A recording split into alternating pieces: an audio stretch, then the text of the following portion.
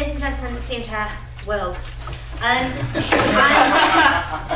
to state the case for the proposition today. I'm going to look at two main points of clash, that being what the proposition sees the role of the state and what the opposition fails to recognise and what we see as the state's responsibility to the individual. And secondly, I'm going to talk about the impact of the individual and how this measure will actually improve the individual and actually make getting into work and getting into working environment a lot easier for them. But first, I'd like to engage some rebuttal. Graham's talked a lot about the stigma kind of already going into the jobs, already exist in these jobs of people working in the hospitals. Well, we say that's actually a non-point because A, it's going to be on these people's record that they've got this job through a government initiative, i.e. against people who are actually just working their job in the hospital. And they're also going to be paid above the minimum wage because it's a government criteria. So they'll see, when they fill out the bracket, your previous wage, they'll see it was different. And so that's kind of a non-point. And you talked about, how we already see examples of this at the moment. That for example, the Labour government, is introducing this budget that it recognises that people struggling into work will actually see benefits in getting these voluntary positions and what have you, and they're actually encouraging these initiatives. Which, hey, we're all graduating in a few years. This could be no thanks. But we could all be making great use of these sorts of things. And so they actually recognise the value in this, and they actually see that there's a value in promoting work ethic and promoting people defence. And benefiting getting people jobs. Yes. And actually, and getting them valuable work experience so they can go on to jobs in the future, better jobs, which we're going to talk about more in my second point. But first of all, no thanks. And talk about the role of the state and how, Phil has already kind of explained to you that, these menial jobs and that, it's degrading to the individual and that they shouldn't be expected.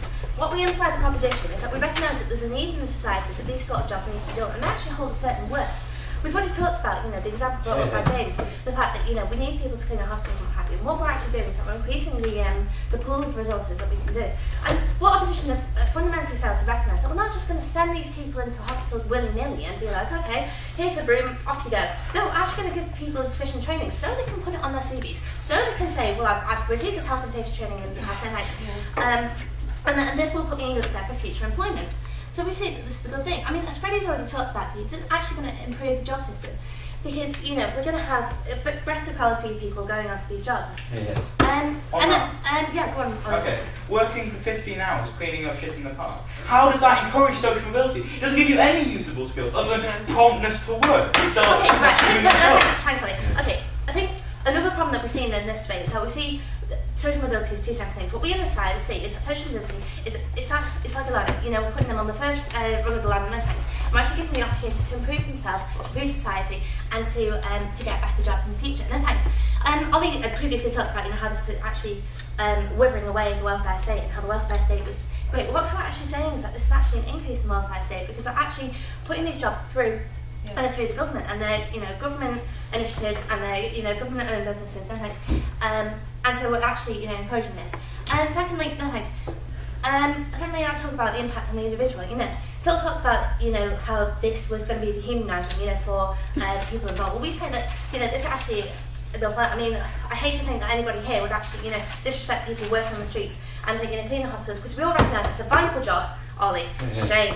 That we recognise it's a valuable job and that it's a need for it in society. And what we're actually doing, as Freddie's already touched on you about, is that they have a job identity and it improves the image of themselves because it gives them better work ethic. No thanks. It gives them better work ethic. It improves their punctuality. It improves their presentation. They have to turn up to work in uniform. All those sorts of things. No thanks. And it also improves society. This work ethic is that it's all about transferable skills, and that we recognise that quite well. That these people. The skills that they actually learn are transferable. For example, the part-time job, you might see, well, okay, cleaning up tables, but it shows efficiency. It shows actually being able to follow protocol, to follow that you're out time, to follow work ethic.